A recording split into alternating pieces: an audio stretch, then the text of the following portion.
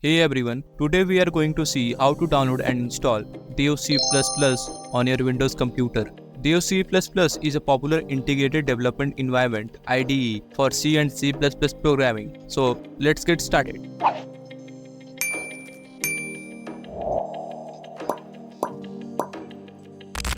Open web browser and search for DevC++. Look for it, download it now and click on it to start the download.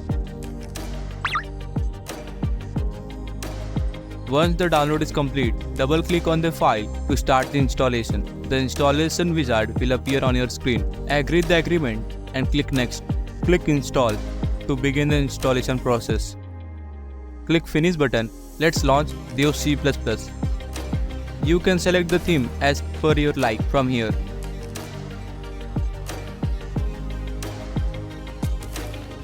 And create a new file so we can write a C++ program. Write a simple hello world program.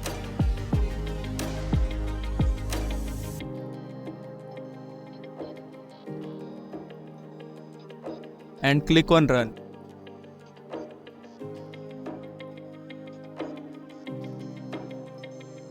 And there you have your output, hello world.